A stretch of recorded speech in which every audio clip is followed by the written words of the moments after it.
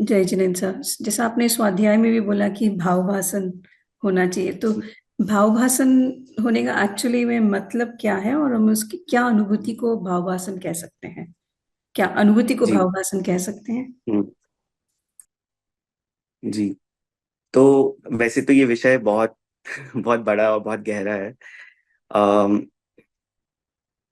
जो अभी उत्तर भी मैं दूंगा उसका ही भाव जो पकड़ ले उसी को भावभाषण हो सकता है, ये बात भी है। तो ये तो हमारे उपादान की योग्यता से ऐसी विशेष रुचि उत्पन्न होती है जब हम वस्तु किसी भी बात के पीछे का भाव समझ लेते हैं।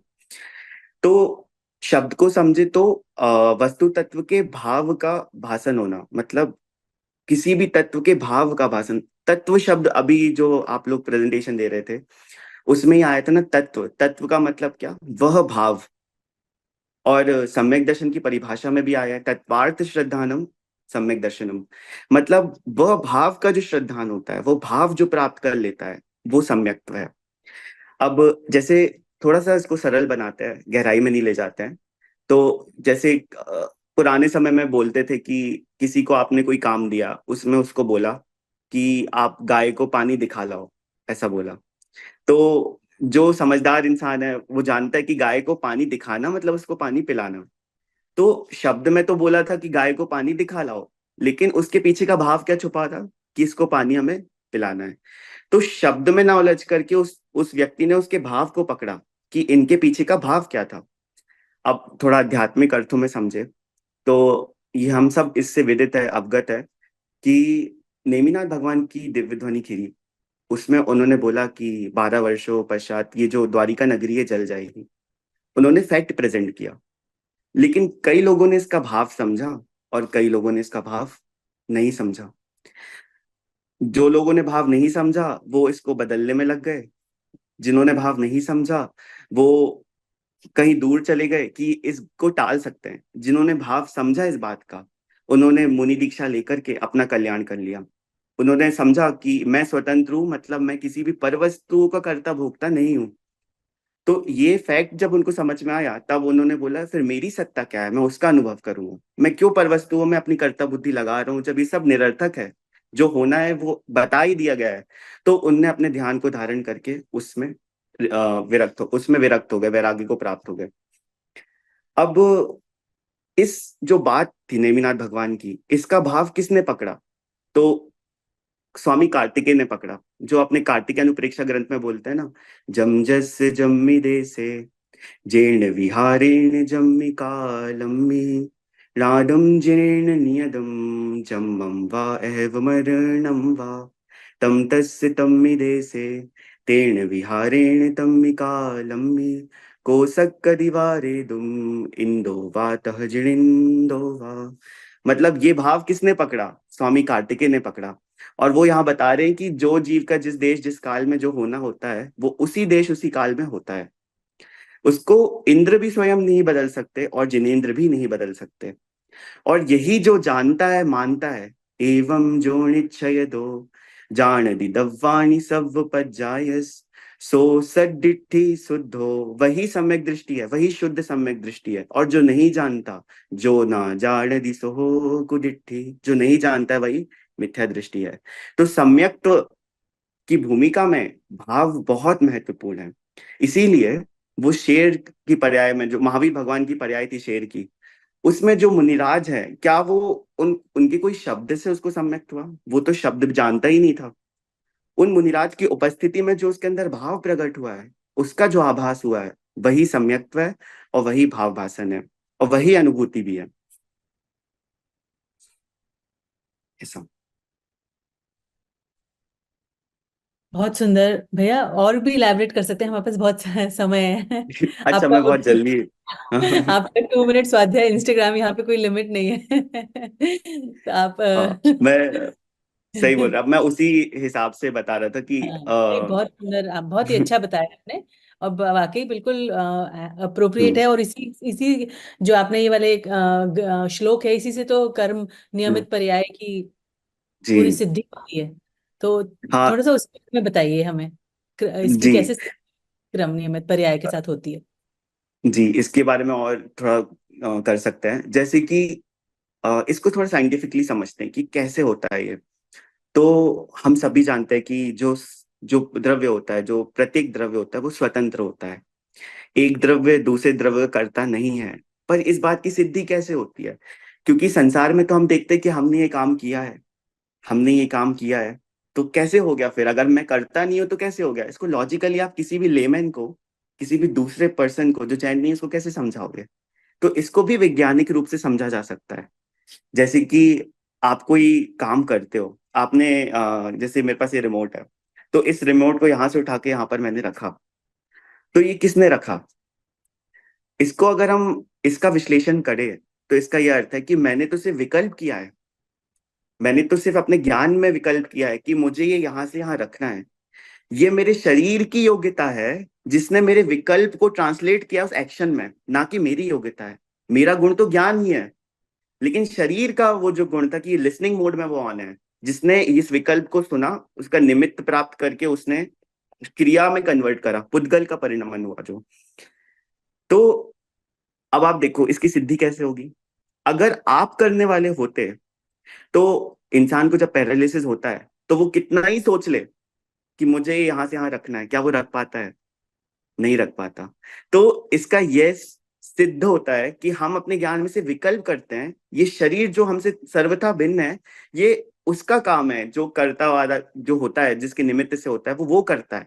मैं तो सिर्फ ज्ञान रूप में विकल्प ही करता हूँ हमेशा। तो इससे ये सिद्धि हो जाती है कि मतलब कि मेरा स्वतंत्र परिणमन होता है और पुद्गल का अपना स्वतंत्र परिणमन होता है। हम एक दूसरे के बस निमित्त नैमित्तिक संबंध से आगे बढ़ते हैं, ऐसा। तो कोई किसी का करता नहीं है, कोई परभावों का करता नहीं है। और जब हम ये, जैसे मैंने बताया था कि जब तक हम अपने आप को किसी पर वस्तु का कर्ता मानेंगे, तब तक हमें उसके प्रति रुचि होगी। जैसे घर को माना मैंने मेरा, तो मेरी रुचि किसकी तरफ हुई? घर के प्रति हुई। मैं घर को सजाने लग गया, साफ रखने लग गया, वहीं मेरे विकल्प जाने लगे। और जब मुझे पता चला कि मैं आत्मा हूं, तो मेरी रुचि किस तरफ हुई? आत्मा की तरफ हो गई। तो ये जो रुचि होती है ना, ये हमारी मान्यता पे निर्भर करती है। इसलिए अभिप्राय जो होता है इतना इंपॉर्टेंट होता है। अब जैसे बहुत लोग बोलते हैं, जो भाव भाषण होता है, तो कितने लोग कितने तरीके से भाव को पकड़ते हैं, हम इसका चिंतन करते हैं। अब जैसे समय सार जी है, तो समय सार जी में आचार्य ने पहले ही बोल दिया है। एक गाथा में आता है, ना हूंदी अपमत्तो न पमत्तो, ऐसा आता है, ना मैं प्रमत्त हूँ ना अप्रमत्त हूँ। वो कितनी गहरी बात कर रहे हैं, कितनी ऊंची बात कर रहे हैं कि जो मैं हूं वो आत्मा हूं, शुद्ध आत्मा हूं। लेकिन जो मनुष्य होता है वो फिर पर्याय बुद्धि वहां भी लगाता है। वो देखता है कि ये मुनि राज के लिए है, ये श्रावक के लिए है, ये इनके लिए है, ये इनके लिए है। वहां आचार्य बोल रहे हैं कि मैं वो हूं ही नहीं, आप मुझे पर्याय में देखो ही मत। और वहां हम लोग ये वाले नियम लगा रहे हैं कि ये इनको होता है, ये इनको होता है। वो इन भावों को त्याग करने की बात कर रहे हैं और हम फिर उसी में ही चले जा रहे हैं। तो आप समझ रहे हैं आचार्य वहां कितनी महंगी बात कर रहे हैं और हम कितनी सस्ती बातों में उलझ जाते हैं, क्योंकि हम उनकी बात का भाव नहीं समझ पाते। जैसे समय सार में ही सर्व विशुद्ध ज्ञान अधिकार में आचार्य बोलते हैं कि ये जो राग द्वेष आदि विकारी भाव है, वो भी मेरे नहीं है। अब ये कितनी अद्भुत बात है। मतलब कि अभी तक जो पढ़ के आया था कि जो पुद्गल कर्म परमाणु के निमित्त से मेरे अंदर भाव होते हैं, वो मेरे ही तो भाव है, वो मेरे विकारी भाव है, मेरे स्वभाव से भिन्न भाव है, लेकिन हो तो आत्मा में ही रहे हैं। और यहाँ पर आचार्य शौक देते हैं कि वो भाव भी तुम्हारे नहीं है। वो क्यों ऐसा बता रहे हैं? तुम्हारे शुद्ध स्वरूप का ज्ञान कराने के लिए उनका भाव वहां पर वो है जिसका हमें भाषण होना चाहिए। जैसे कि ऐसा क्यों? तो लॉ ऑफ अट्रैक्शन हमने पढ़ा होगा, मतलब रोंडा बर्ग का जो द सीक्रेट है। और इष्टोपदेश में भी आचार्य पूज्यपाद ने ये कहा है कि इतश्चिंतामरिंदिव्य इतः पिन्याक खंडकम ध्यानेन चेदुभे लभ्य क्वाद्रियंताम विवेकिना। मतलब एक तरफ दिव्य चिंतामणि रत्न है और एक तरफ खली चुनी मूंगफली का टुकड़ा है, और ध्यान से दोनों वस्तुएं प्राप्त हो सकती हैं। ध्यान में इतनी शक्ति होती है, वस्तु में कुछ हो भी ना तो प्रकट कर देता है ध्यान। तो दोनों चीजें प्राप्त हो सकती है। तो फिर विवेकी मनुष्य किसका ध्यान करेगा? तो वहां बोला है कि चिंतामणि रत्न का ही ध्यान करेगा, किसी को भी विवेक होगा अगर। सेम सिद्धांत को आचार्य कुंद कुंद सर्वविशुद्ध ज्ञान अधिकार में लगा के बता रहे हैं कि तुम्हारी आत्मा में वो आनंद, चित सच्चित आनंद स्वरूप गुण है, लक्षण है, हमेशा सदा प्रकाशमान, सदा सुख को वर्तने वाली आत्मा है। वो आपके लिए चिंतामणि रत्न के समान है। और उसी आत्मा में विकारी भाव भी होते हैं कर्मों की अपेक्षा। कर्म के निमित्त से राग द्वेष आदि भाव, वो भाव तुम्हारे मूंगफली के समान है। जो ज्ञानी व्यक्ति है, जो विवेकी व्यक्ति, वो किसका ध्यान करेगा? अपने उस शुद्ध स्वरूप का ध्यान करेगा। उस विकारी भावों के बीच में अपने प्रत्येक ज्योति चकास्ति तत्, ऐसा आता है पश्यन्ति प्रत्यगात्मनम, ऐसा आता है ना कलश में मंगलाचरण में, अपने प्रत्येक आत्मा को पृथक जानेगा, उन भावों के बीच में भी अलग जानेगा, वो उसका ध्यान करेगा तो वो अपने शुद्ध स्वरूप को प्रकट कर लेगा। ऐसा उनका वहां पर भाव है। और अगर उसका विकल्प भाव रागादि में होगा, उसमें तन्मयता होगी, तो वो उस तरफ जाएगा। इसको थोड़ा और आसान उदाहरण से समझते हैं।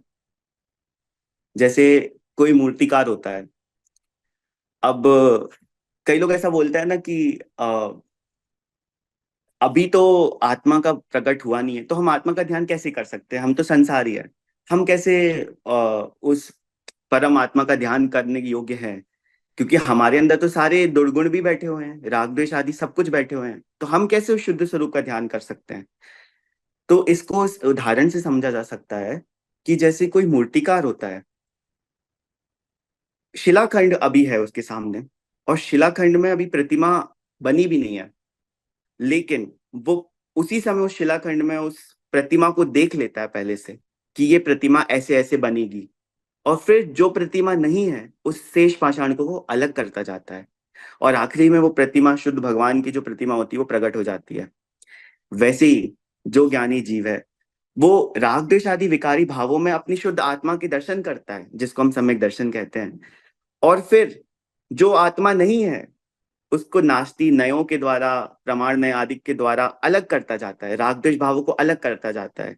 लेकिन उसका लक्ष्य और उसका ध्यान किस तरफ होता है? उस आत्मा में, उस शुद्ध चैतन्य द्रव्य में ही होता है। वो अपने आप को ये नहीं मानता कि मैं अशुद्ध हूं।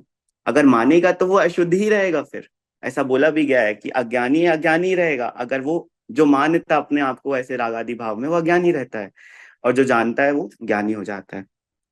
ऐसे भी तो ये सब बातों के पीछे जो भाव छुपा हुआ है, उसका जो भाषण है, आचार्य शब्दों में वो बात बता रहे हैं, लेकिन उसके पीछे का भाव को समझना, ये भाव भाषण है, और ये हमारा कर्तव्य है। ये आचार्य, क्योंकि शब्दों में तो कमजोरी होती है, शब्द तो कभी बता ही नहीं सकते, शब्द तो पुद्गल है, लेकिन उनके निमित्त से जो हमारे अंदर भाव प्रकट होते हैं, वो हमारे लिए चिंतामणि रत्न के समान होते हैं, जो हमारे कल्याण के लिए निमित्त बनते हैं। ऐसा। और यही भाव जो शुद्ध भाव है, यही भाव कितना कार्यकारी है, इसको आचार्य पूजपाद ने श्लोकदेश जी में बताया है। यत्र भावम शिवम दत्ते द्योके यद्दूरवर्तनी, यो न यत्याशु गव्यूतिम क्रोशार्दे किम ससीदति। मतलब जिस भाव से शिवन दत्ते मोक्ष सुख प्राप्त होता है, क्या उसके निमित्त से ये सब स्वर्गाधिक सुख प्राप्त नहीं हो सकते? इसलिए तुम स्वर्गाधिक पदों की आकांक्षा छोड़कर उस परम भाव का चिंतन करो, ऐसा वहां बताया है। तो जिस भाव से मोक्ष पद प्राप्त होता है, उससे स्वर्गाधिक तो प्राप्त होता है, मतलब उस भाव से नहीं, लेकिन उस भाव से नीचे उतर करके कहाँ आएंगे हम? शुभ भावों में ही आएंगे। तो उससे तो ऑटोमेटिकली वो प्राप्त होते हैं। बुद्धिपूर्वक उनका राग नहीं करना चाहिए, अपने भेद विज्ञान से उस शुद्ध स्वरूप का ही हमेशा चिंतन और मनन करना चाहिए। यही वास्तविक भाव भाषण है।